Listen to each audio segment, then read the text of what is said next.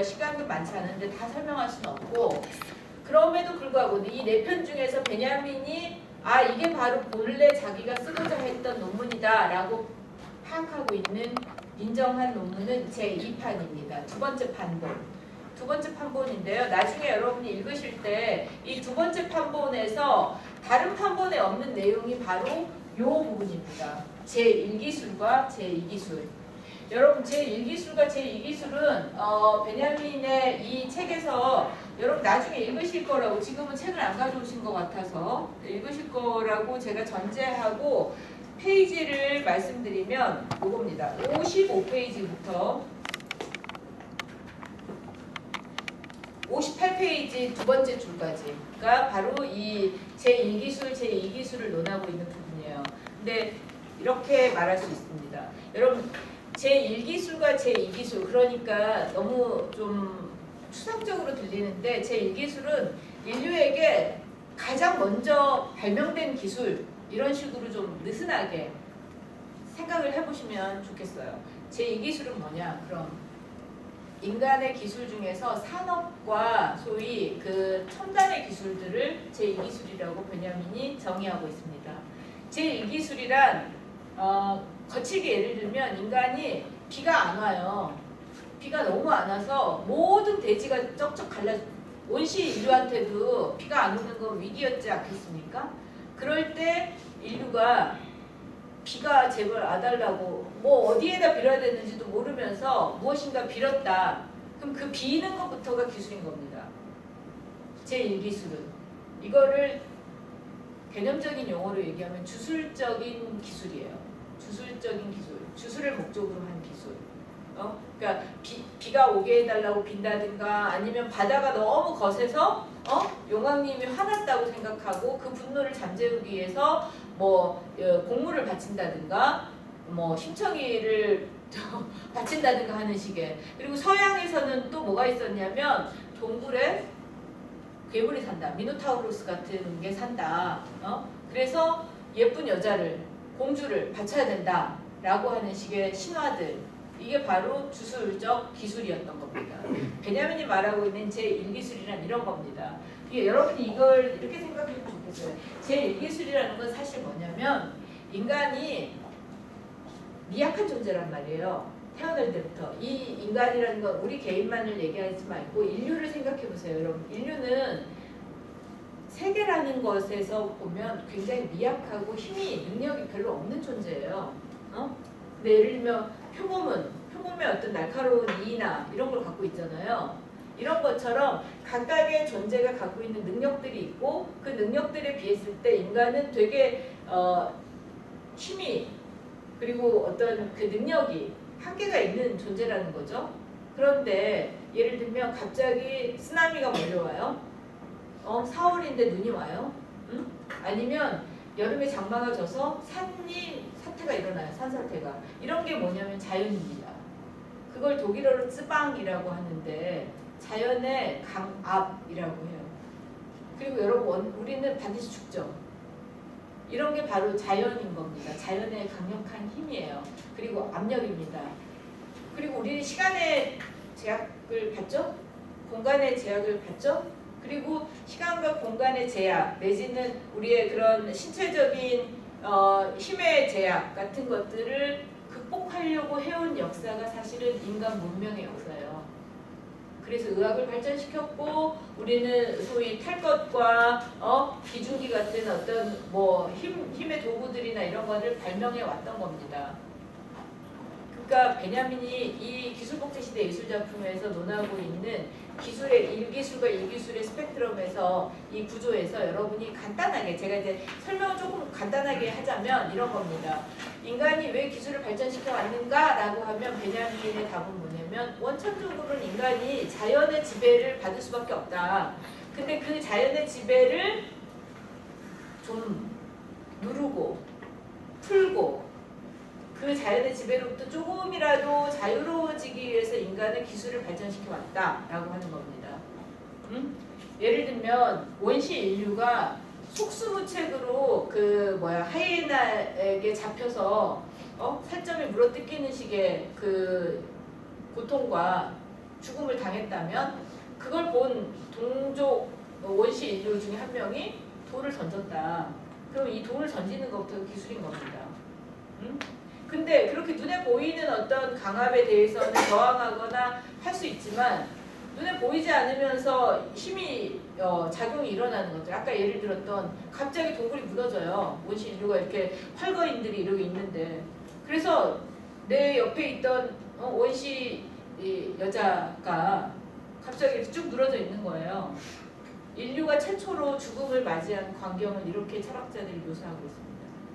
같이 막 좀 전에까지 같이 움직였어. 근데 갑자기 꽝 하고 바위가 떨어지고 납작하게 물려서 안 움직여. 그리고 어떤지 모르고 있는데 시간이 지난 시간 개념도 없었겠죠 원시인류는. 어쨌든 간에 그러고 있는데 시간이 좀 지나니까 썩어. 냄새가 나. 그러더니 막 백골이 돼. 이런 걸 본 거죠. 그럼 이게 뭐지? 이렇게 되는 거 아니겠습니까? 인류가 최초로 죽음과 맞닥뜨린 걸 상상해보면 이런 걸 거라는 겁니다. 근데 거기서 이유를 설명할 수가 없잖아요. 바위가 떨어진 거를. 지금도 우리 그렇지 않습니까? 4월에 왜 눈이 와? 막 이렇게 되지 않습니까? 그런 자연의 강압, 이유도 알 수 없고 이미 운명같이 되는 그런 것들에 대해서 컨트롤을 하기 위해서 인간이 통제를 하기 위해서 인간은 기술을 발전시켜 왔다 이겁니다. 여러분 우리의 기술 수준은 어디까지 왔죠? 제 4차 산업혁명 얘기를 하고 있는데 우리 개인의 가정에서도 바깥에서 뭐 전등 끄기, 가스불 끈다 이런 거 한다 IoT로 이 얘기 하잖아요. 근데 국가나 대륙별로 보세요 여러분. 중국이 어떻게 그 미세먼지 관리를 하려고 하는지 같은 거라든가 이게 뭐냐면 결과적으로는 거대한 의미에서 제4차 산업혁명의 기술 수준 같은 것들입니다. 자, 그런데 지금 이 내용으로 가서 다시 설명을 하자면 베냐민은 제1기술이 바로 소위 아까 주술적인 힘, 자연의 인간이 속수무책으로 당할 수밖에 없는데 그럼에도 불구하고 자연의 어떤 생리들에 맞춰가면서 살려고 했던 그때 발휘한 기술이 제1기술입니다. 그거를 베냐민이 이렇게 설명하고 있어요. 이번 한 번만의 기술. 그러니까 실수가 용납되지 않는 기술이에요. 예를 들면 용왕님이 너무 화가 나서 서해바다, 동해바다가 경랑이 치고 있다. 그래서 어선이 계속 침몰한다. 그러면 그 소위 어부들이 어떻게 하냐면 용왕님을 달래야 돼. 그래서 젊은 처녀를 인신공격해야 돼. 라고 하는 것들은 일기술에 속하는 겁니다. 주술적인 기술. 근데 그거는 실수가 용납되지 않는 거예요. 한 번 빠뜨렸는데 잘못 빠뜨렸다고 다시 건져서 뭐 이렇게 또 빠뜨리고 할 수 없는 거잖아요. 농담처럼 제가 얘기를 하지만 여러분 예를 들면 희생양이라는 말도 있잖아요. 희생양도 기술에 속하는 겁니다.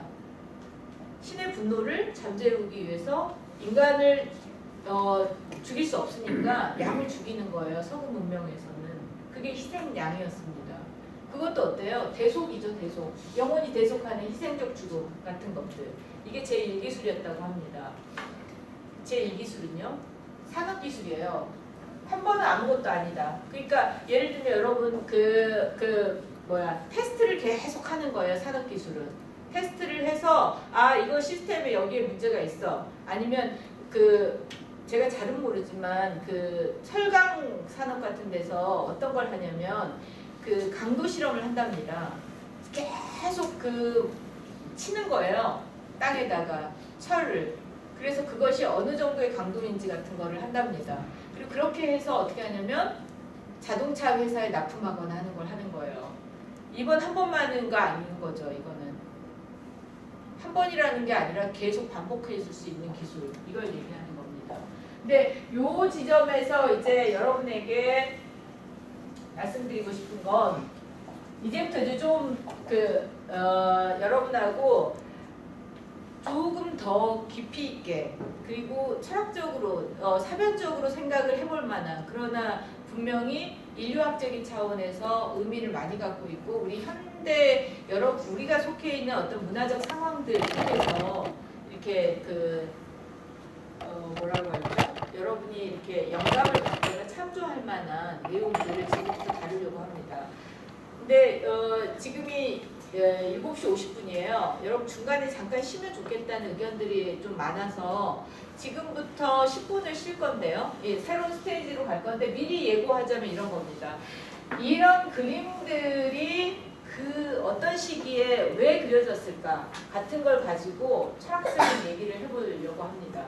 그리고 그 철학적 얘기의 중심 주제는 뭐냐면 인간과 기술의 관계가 어때야 되는지에 대해서 사람들이 모순적 사고를 했다는 거. 우리도 그래요, 여러분.